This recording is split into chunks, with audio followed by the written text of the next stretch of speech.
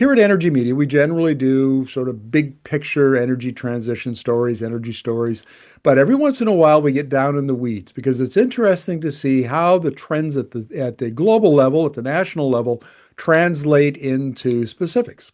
So I'm going to talk about Amrit Robbins, who's the CEO of Axiom Cloud, about a problem that is coming up with some legislation that Donald Trump signed in 2020 that's now causing some difficulty for some grocers and others who use refrigerants.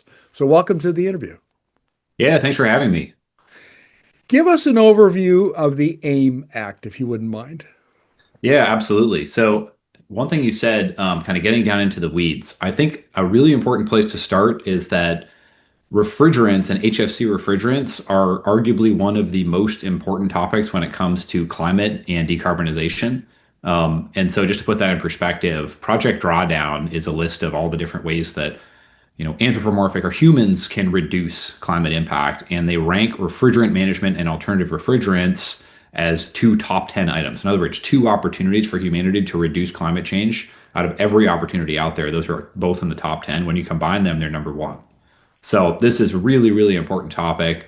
And it's kind of this amazing opportunity to address this critically important issue without necessarily having to change millions of user endpoints or even hundreds of millions or billions like cars, for example. Instead, we can focus on a very small number of grocery stores, cold storage facilities, et cetera, that are using these really potent greenhouse gases.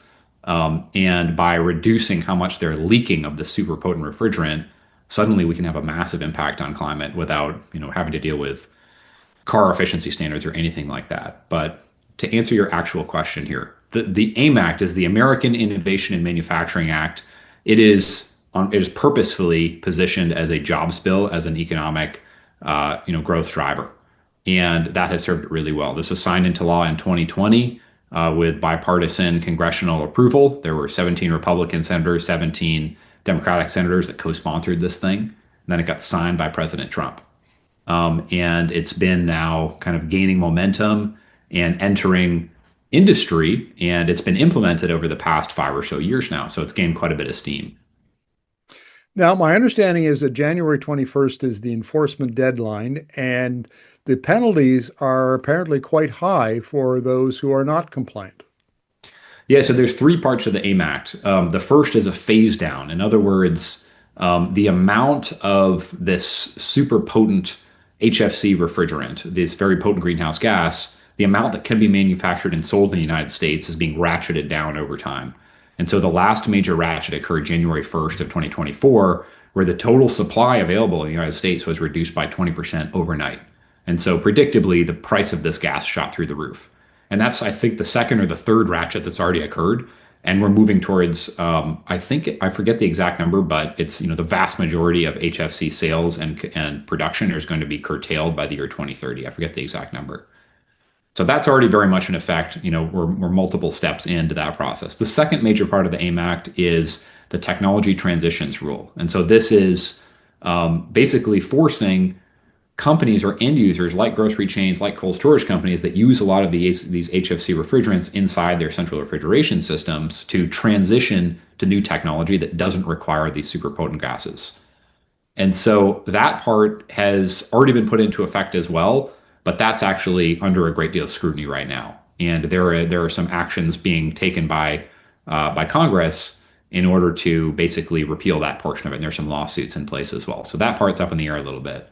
The third part is called the Emission Reduction and Reclamation Program, I believe it is, ER&R program. Basically, the whole idea there is let's use the stuff that's already in place in use in industry today. Let's leak less of it, and then let's reclaim as much as we can. And then, when we have cans of this stuff sitting around, let's label them and, have inventory for them and things like that. So basically managing the stuff that we already have in industry more intelligently and more tightly. And so that third part, the ER&R program, that is what enforcement begins on January 1st of 2026. And so there are some really seismic changes and some really huge requirements that come into play on that date. And so we as an industry are not really ready for that. We have not taken the necessary steps. And I think a part of that was because there was this lingering question or this lingering hope is in the new Trump era, is this all going to be reversed and ignored? And that has not come to pass. And I assume that's because of the bipartisan support and that there just isn't enough political support to repeal it. Um, how does the industry feel about this? I would assume that, even despite the fact that it appears that governments are softening on climate policy, that there are still plenty of regulations in force that will stay in force, like this one. Yeah, that's exactly right. So I don't agree with President Trump on a lot, but I think this is an area that I think this is something he and his team and his supporters got right, which is supporting this economic growth driver, this AIM Act, which also happens to be the single largest piece of climate legislation ever passed in the United States. Folks are calling it that. Ultimately, I think, like you said, it is because of the support that it enjoys. Massive Republican support in Congress. President Trump signed the thing. It has broad industry support. We had the leading refrigerant gas suppliers, refrigeration OEMs, and key trade organizations going on record in support of this back when it was originally being passed. And there's a lot of ongoing momentum where these types of companies who make money by selling refrigerant or selling equipment that manages refrigerant, they're looking for that certainty and that clarity on what's coming next. And so the idea of setting a really clear decade path into place, and then a couple of years later going back and changing it and reversing it is very unattractive because suddenly they've lost all that certainty that they're craving in their planning and business planning. And so, yeah, that's what we believe is a key driver here. Let's wrap up the interview this way, Amrit. What you mentioned earlier, technology change. And what is there new technology, that's available now that wasn't available, say, a few years ago?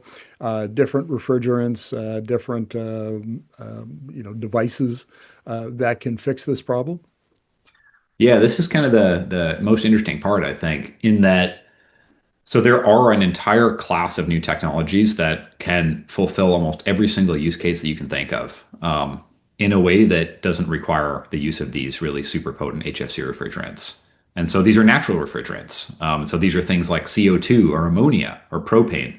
And so if you think about these really exotic HFC refrigerants that we've been using for decades, and then their predecessors like the HCFCs and the CFCs and all these other things that have been used in the past, these are all manufactured in very exotic formulas that were super patented and at extremely high margin profiles for the companies who made them.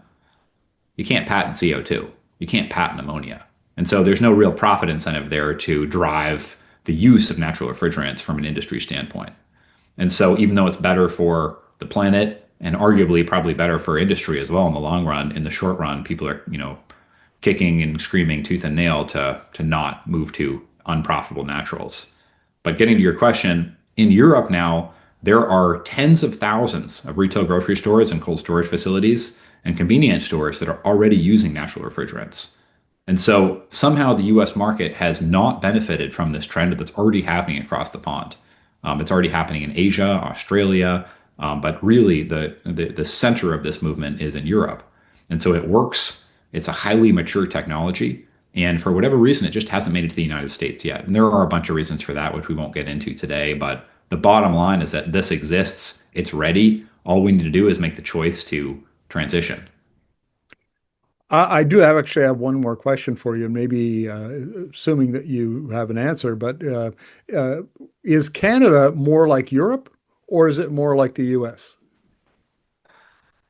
Ooh, that's a hairy one for a lot of reasons. But I think that when it comes to this particular industry, Canada is probably more like the United States. And that's because we share a supply chain. These really large systems and pieces of equipment are not typically shipped across the ocean. And so that means that even though components are coming from China, from, other parts of the world, they're being assembled and manufactured by the companies that are here in North America.